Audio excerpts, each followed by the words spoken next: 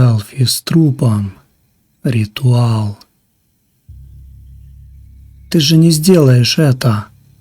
Катя нервно улыбнулась, но по ее голосу было слышно, она уже жалеет, что вообще приехала. Мы стояли возле старого морга за городом. Заброшенное двухэтажное здание, закрытое еще в 90-х. Разбитые окна, ржавые двери и запах. Даже с улицы тянуло сыростью и чем-то сладковатым. Запахом старого мяса. «Да брось!» — усмехнулся Макс. «Это просто тупая городская легенда». Он снимал все на телефон. Для канала. Ночные ритуалы. 100 тысяч подписчиков. Дебильные челленджи. Заброшки. Настоящее проклятие в 3 ночи. Обычно все было постановкой. Но в тот вечер все пошло не так. Ритуал назывался «Селфи с трупом». Мы нашли его на каком-то мертвом форуме. Правила были простые. Нужно прийти в морг после полуночи, найти помещение, где раньше хранили тела, выключить вспышку, сесть рядом с каталкой и сделать селфи со словами «Покажись на фото». После этого нельзя смотреть снимок до выхода из здания.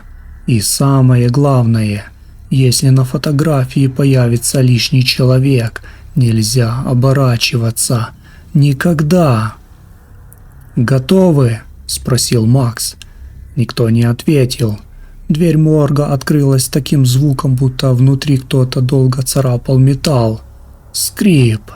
Мы вошли. Фонарики выхватили облезлые стены, старые медицинские плакаты, каталки и черные пятна на полу. Внутри было холодно, ненормально холодно, будто все тепло высосали из здания. «Тут реально крипово», – пробормотала Катя. Макс довольно ухмыльнулся. Ему нравилось пугаться. Подвал нашли быстро. Тяжелая дверь с надписью «Хранение». Она была приоткрыта, хотя ветер сюда не попадал.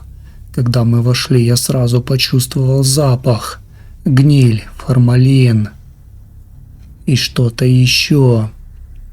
Будто мокрая земля после дождя. Фонарик выхватил ряды металлических каталог. Большинство пустые, но Одна была занавешена старой простыней. Макс присвистнул.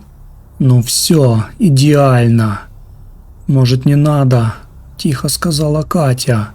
Он уже сел рядом с каталкой и поднял телефон. Экран осветил его лицо мертвенно-синим светом. «Улыбаемся?» Щелк. Фото сделано. В этот момент где-то в глубине подвала раздался звук. Тяк. Будто кто-то медленно провел ногтем по металлу. Мы замерли. «Это вы?» – спросил Макс. Тишина. Потом снова. Тяк. На этот раз ближе. Катя схватила меня за руку. «Уходим!» Но Макс уже смотрел на экран телефона, и его улыбка медленно исчезала. «Ребят!» Он поднял телефон дрожащей рукой. «Тут кто-то есть!» На фото были мы 3 и еще 1 человек.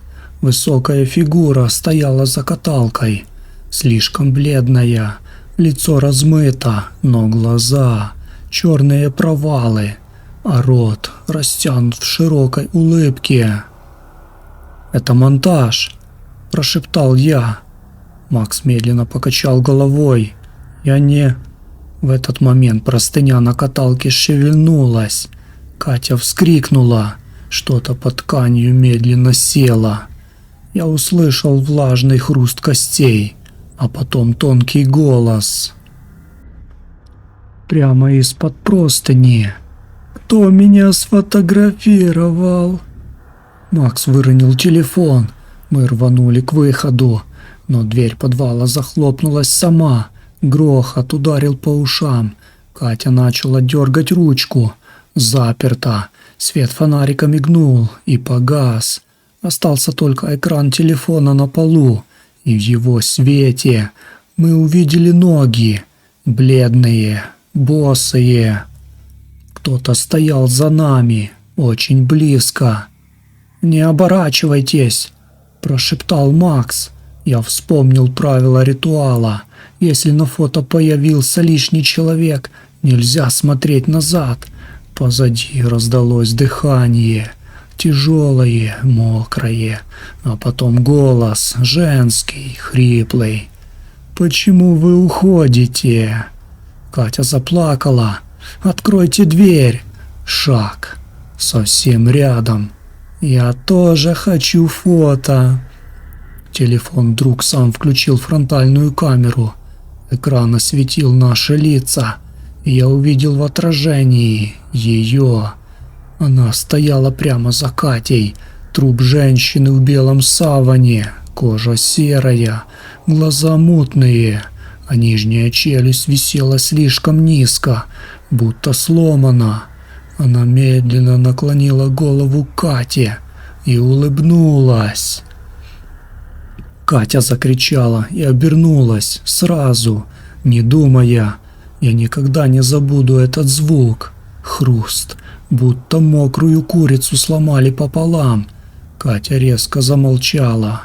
Я зажмурился, а когда открыл глаза, она стояла неподвижно, спиной к нам. Голова вывернута назад, лицом ко мне, и улыбалась, точно так же, как та тварь. «Теперь ты сфотографируй меня», — сказала Катя чужим голосом. Макс бросился к двери и начал бить ее плечом. Я слышал, как по подвалу кто-то ходит, медленно, шлепая мокрыми ногами по полу. Экран телефона снова вспыхнул. Новое фото. На нем были только я и Макс. Катя исчезла, но за ними теперь стояло уже трое. Дверь внезапно открылась сама. Мы вылетели из подвала, бежали по коридорам, падая и врезаясь в стены. Позади слышался смех, много голосов сразу и щелчки камеры. Щелк, щелк, щелк, будто нас кто-то фотографировал в темноте. Мы почти добрались до выхода, когда Макс остановился. Я обернулся. Он стоял посреди коридора и смотрел в телефон. Нет. Экран дрожал в его руках. Нет, нет. Я подбежал и увидел последнее фото, сделанное секунду назад. На нем был только коридор. Пустой. Ни меня, ни Макса. Только группа мертвых людей, стоящих очень близко к камере. И среди них мы, с серыми лицами, с черными глазами, улыбающиеся. Тело Макса нашли утром возле морга. Он сидел у стены с телефоном в руках, мертвый. Причину смерти так и не установили. На лице застыла улыбка, а Катю не нашли вообще. Полиция решила, что она сбежала. Но иногда в интернете появляются странные фотографии, ночные селфи подростков, заброшки, темные комнаты. И если приблизить изображение, позади людей можно увидеть бледную девочку с вывернутой шеей. Она улыбается и держит телефон, будто ждет нового снимка.